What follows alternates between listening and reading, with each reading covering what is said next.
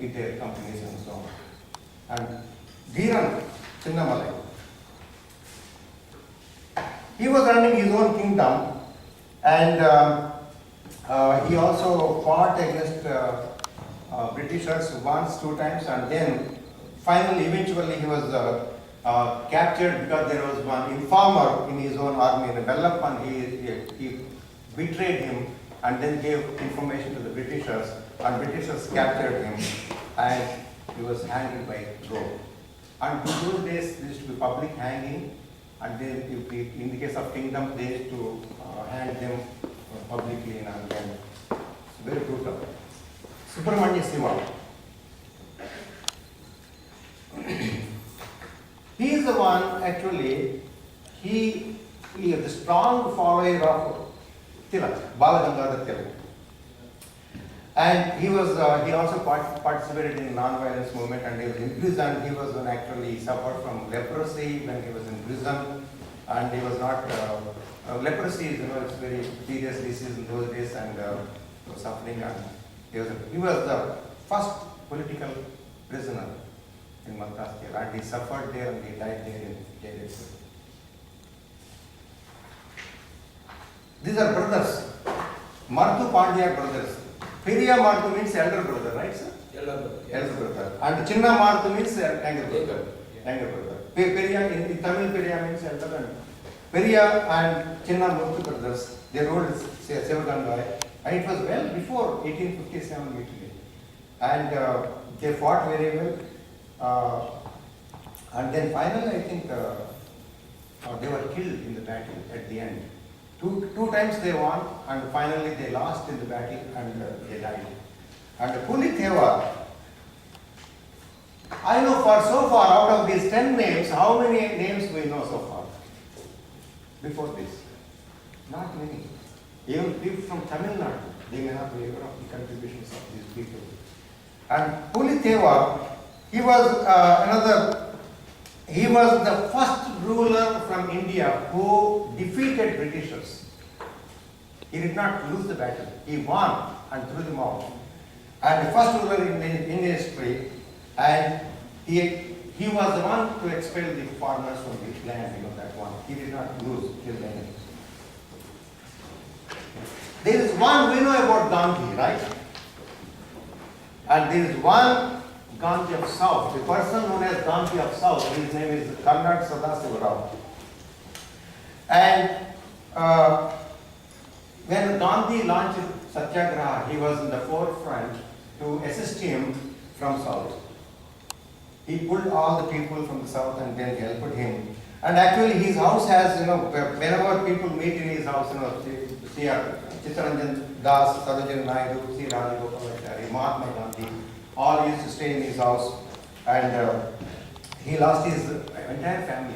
He lost his younger daughter, the only son, and his only. Then he went to Gandhi to take recourse, for solace, and Gandhi helped him, and then he went into help him in Salt Satyagraha, that is Quit India movement, and Salt Satyagraha, the Dandi March. Salt Satyagraha means, the people didn't want to pay tax on salt. And Gandhi wants to call the people to the place called Dandi, and started manufacturing salt from the ocean. Karnad Sadasivarao is known as Gandhi of South. Then there is one more, he is a doctor, Hardikar. Dr. Hardikar, he had his education from University of, I think, Michigan University. He did his MSc degree from there, and then he went back to India and then contributed to this freedom struggle. He was sentenced to 1 year rigorous imprisonment. T. Subramanian, and he is the one who fights rather than discusses. This is a famous label about him. And he started a weekly called Karnataka Kesari. Karnataka, he's from Karnataka basically. And civil disobedience movement, he participated in that.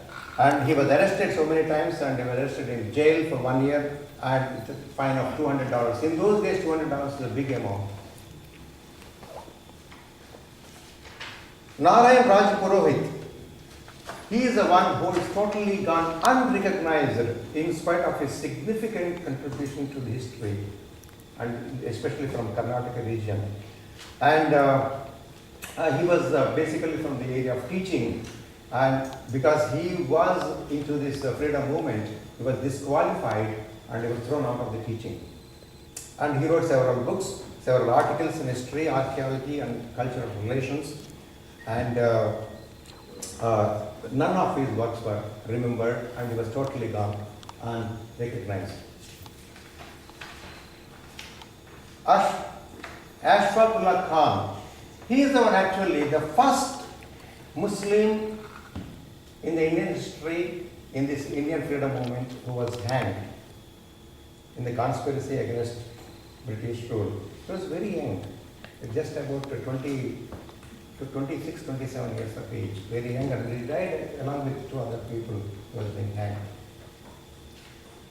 And in recent, I think most of the people are aware of our contributions to the freedom fight, and she is from the British, and then she joined India. She supported Gandhi and his followers in the freedom movement, and his campaign for Indian independence even when she was in Britain, and she came back. She had some family problems, and they lost his children in favor. Her husband, divorced and then took the children away from her. She joined Indian freedom movement. K. Kamraj, Kumaraswamy Kamraj, he was a great politician. He is a kingmaker in Indian politics. He was Chief Minister of Tamil Nadu for about 8-9 years, right? If I recall it correctly? Okay, thank you very much. And he was known for his simplicity and integrity. He was the one who was influenced by Jallianwala Bagh massacre. And he spent so many years in life. I think how many? 3,000 days of his life he spent in jail. 3,000 days, almost 9 years, around 8-9 years of life he spent in jail. Ram Manohar Lohia. There is one hospital in New Delhi, if you are aware, called Dr. Ram Manohar Lohia Hospital. And he is another great contributor to the, he is a top class scholar, he is a doctor actually, and civilized gentleman. And Gandhi once commented about him, I cannot sit quiet as long as Dr. Ram Manohar Lohia is in prison. I do not yet know a person braver and simpler than him. He never propagated violence. Whatever he has done has increased his esteem and his honor. He was tortured and interrogated, and he was arrested. And later on, Gandhi, under the influence of Gandhi, was arrested later. Most people from Andhra Pradesh, how many of you are aware of Alluri Sitaram Raju? He was a great person from which Andhra Pradesh has produced, and I think mostly from North India. Not many people are aware of him and his contributions. He was he created a Rampa rebellion. He just lived only for 26-27 years. Great archery skills he has got. He is called hero of jungles, and he used to do. He used to go to steal weapons from the police stations, and they used those weapons against them. And then he was caught, for some time, and then he was being tied up to the tree and then being killed by Rutherford, right? Yeah. Putti Sriramulu. How many of you are aware of Putti Sriramulu? What he did? Yeah, he is the one who was instrumental in the formation of a separate state from actually Tamil Nadu and Andhra Pradesh were joined together. And he went on hunger strike for 51 days. And he wanted to create a separate state for Telugu speaking population. And within 3 days, he died after the hunger strike. After 51 days, when he died, Nehru did not have any alternative than to give separate state to Andhra Pradesh. And you know, one interesting, the Amarjeev means he is immortal. One interesting thing what Gandhi told about him is, Gandhi once said, if only I have 11 more followers like Sri Ramlu, I will win freedom from British rule in a year. It's a very bold statement. 11 people, he just needed 11 such people, he did not find them, it took so many years. Right? And he is a great contributor to our Indian freedom struggle. And actually I wanted to show you briefly the list of, where is that?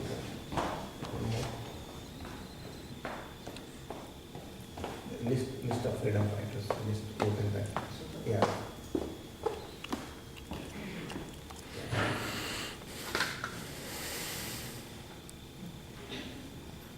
Yeah, this one. Yeah, this one you can close. Actually, the other day I was going through, I compiled a list of freedom fighters who perished in struggle between 1883 to 43. I don't want to go through all. See, the protest and then he died. Senapati Tikendrajit Singh revolted against British and was executed on August 31st. They are all executed, died, executed. Most of these people are executed. The list is very long. You can see Bose, and then Dutt, Balakrishna, and Satyendra Bose, Charu Charan Bose from Bengal, and executed. Madan Lal Dhingra, he was executed on August 17, 1909. The list is very long. So many people contributed.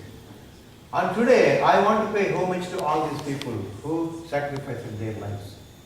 And the list is very long. I think I compiled a list of about 100 and a very long list, 121 people. So far. Totally, they were captured and executed. And where is my other? This one, I have to come back again. Yeah, 1 second.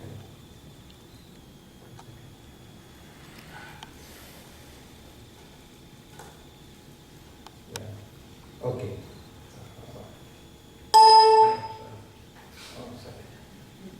I'm sorry about it. So, I think the last year also I showed this one that who started in English medium in India. It's one Lord Macaulay. If you, I just want to recall the speech once again. What he said is, I have travelled across the length and breadth of India and I have not seen one person who is a beggar, who is a thief. Such wealth I have seen in this country.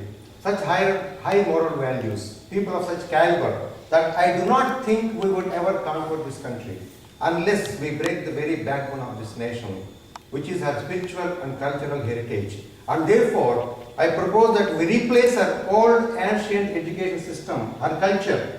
For if the Indians think that all that is foreign and English is good and greater than their own, they will lose their self-esteem, their native culture, and they will become what we want them, a truly dominated nation. And as a counter to this, I just wanted to show you 2 minutes. Does it come? Yeah.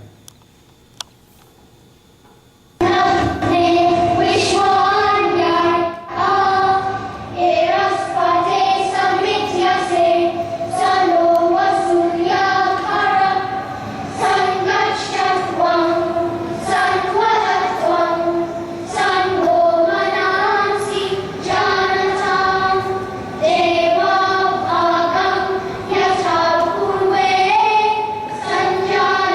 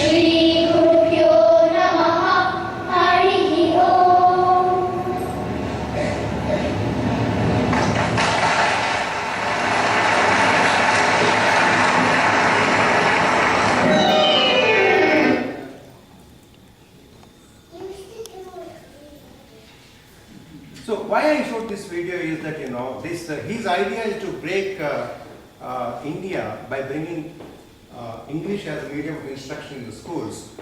And what happened after 200 years now is it was in 1835 he did that. And then now you can see in London, in England, they are chanting Veda mantras. So the culture, Indian culture, is impregnable and it's difficult to penetrate. It can go beyond the boundaries and so on. And he was under wrong impression that to break the culture, we can introduce English, whereas that became an incentive for Indians to go abroad and then settle as we are settled here, isn't it so? And at the same time, Indian wisdom and culture like Veda mantras, they are being transmitted to other nations also. And I think there's researchers are doing, in England and other areas, that if the people who can speak and can pronounce Sanskrit, and it has some impact on the brain that, you can understand, you can analyze things very easily. This is what research is going on. For example, one of research in physics is being done in London on Gayatri Mantra. Om Bhurбhuva Swaha Tatsa Vitarvarenyam Bhargo Devasya Dhimahi Dhiyo Yona Prachodayat. He was doing research on the vibrations this mantra is producing and effect of these vibrations on the health of the body. There was a thesis on this. So this is what I just wanted to show you that, in this small. And then finally, I would like to conclude my presentation with saying one thing. Jai Hind. Everybody, Jai Hind. Jai Hind.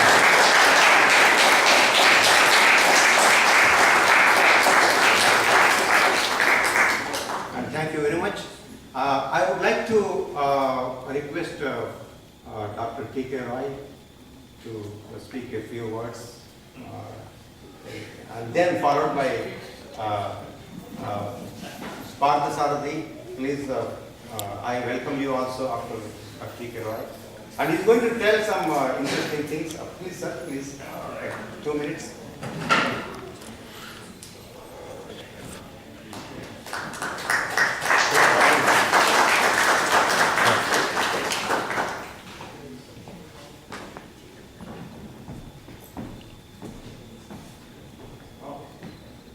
Namaste, and I am very glad that we have such a big crowd here for the Independence Day celebration of India. And I thank Satya for organizing this program. Also, his presentation, that was really marvelous, particularly the ones that he had created. Such a vast list of people who are ignored. In fact, the independence of India is not a simple struggle that most of us know about. It is definitely the non-violent resistance led by Mahatma Gandhi was definitely played a big role in the independence of India. But there had been enormous amount of sacrifice on the parts of many, and for many, many years, probably around 200 years of struggle, here and there, a lot of. One of the important things that I found that Satya has presented is the name of Swami Vivekananda. Now, many of you know Swami Vivekananda. He was a monk.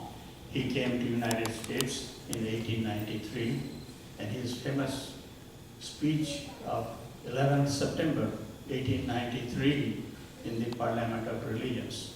That was really something. The whole crowd of 7,000 people rose after listening to him. And with that, the India's philosophy of Vedanta became popular. So all the yoga and meditation and all that you hear, he was the one who brought actually to the forefront. But he was also responsible. He was a monk. Monk, particularly what they do, their education is spiritual development. You are trying to find yourself, the meaning of your life. That means God realization or self-realization. That's basically what it is. So it's a religious organization in which he was there. But also he knew that the freedom for which we are looking for mukti, that he taught, that means we want to find out eventually mukti or freedom from the sufferings of this worldly life, which Buddha also preached. He said that the fight or the struggle for that freedom of the spirit does not happen where a race is ruled by a foreign power. And that was something that British did not like, even though he was a monk and his area was different, but they followed him very, very behind him all the time, spies and all those things. And any time he would slip one line or something, he would be arrested. But he was very smart, very clever, and spiritually developed. So they could never find him any reason to put him in jail. On the other hand, there were other people like Paravinda Ghosh. They were also spiritually elevated people, but they were in the beginning freedom fighting, and they were all inspired by the writings and speeches of Swami Vivekananda.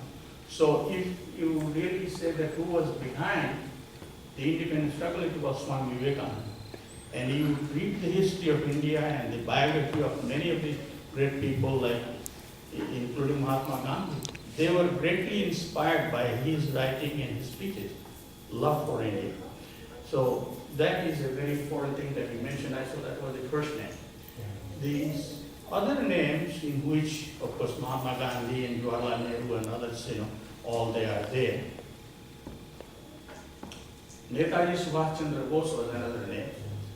And you might have heard that there is a proposal, or in the internet you see Bharat Ratna, which is to honor one of the Indians in the past who have contributed quite a lot. Bharat Ratna is to gem of India. It's a great honor to be given by the President of India to some citizen of India.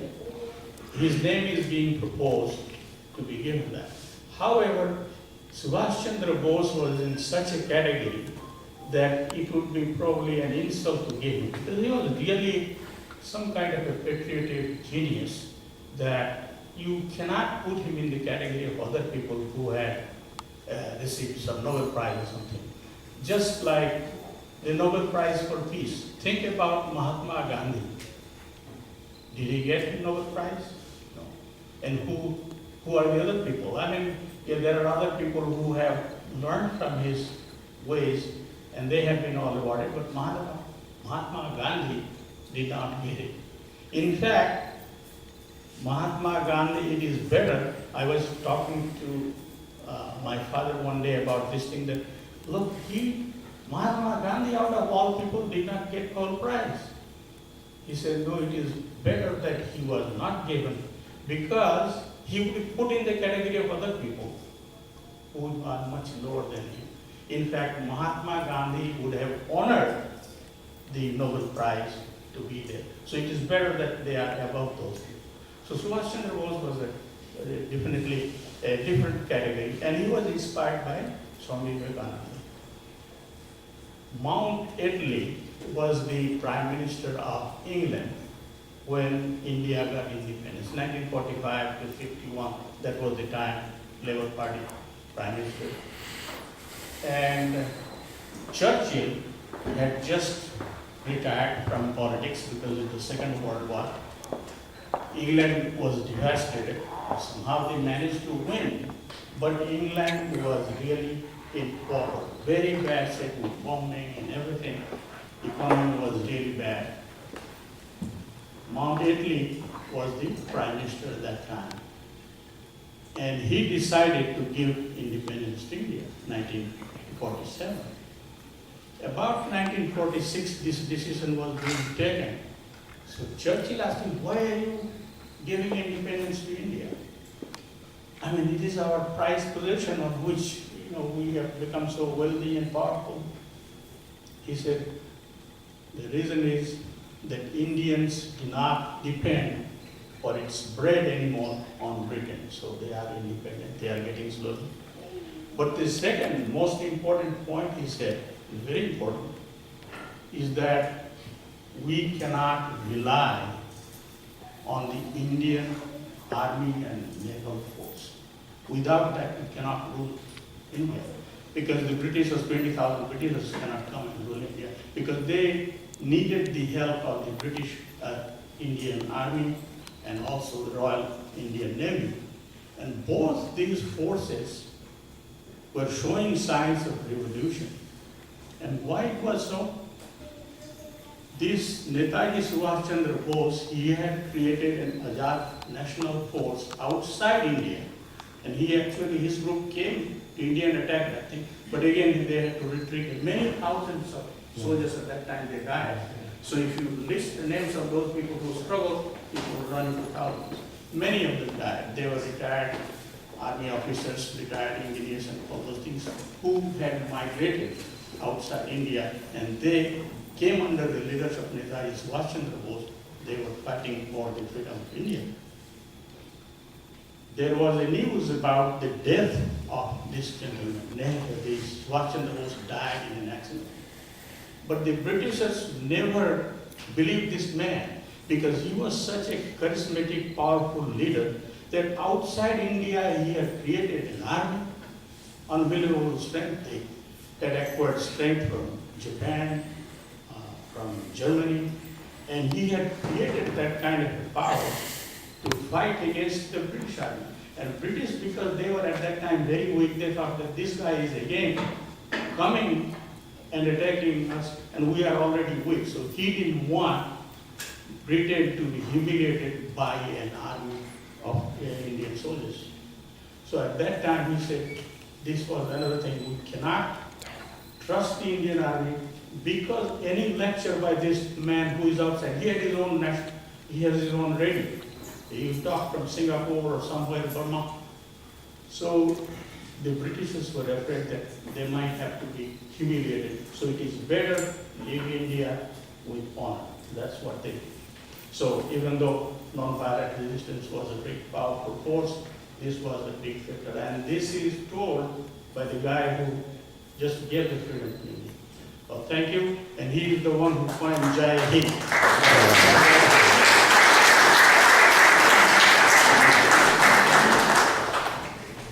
Excellent, sir. Wonderful speech. This is a wonderful speech, sir. Somebody announced me that. And I just only 2 minutes. I would like to request Mr. Partha to come here and explain. You know, we know Mahatma Gandhi is wearing a simple dress. Before that, he was used to wear, a full suit and all that, right? Like Britishers and all that. He got educated in London, and he will just explain in 1 minute or 2 minutes briefly what transformed Gandhi to go to that dress. Please, sir, I will come. Partha to say a few words.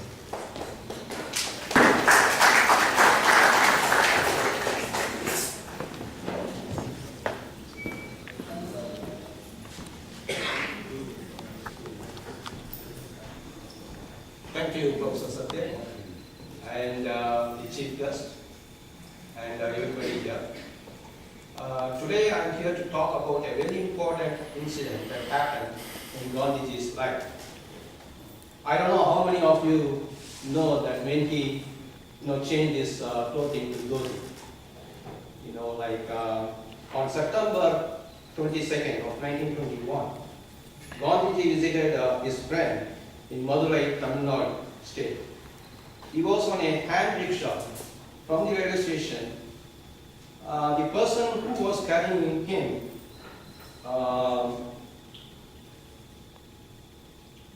he was wearing a dhoti and nothing on top. So, and then on the way, he saw a lot of people working in the farm, and they were also wearing dhoti, and very simple dress. And then Gandhiji realized the poverty of India and the sufferings under British rule. Next day, Gandhiji changed his dress code to dhoti. Later,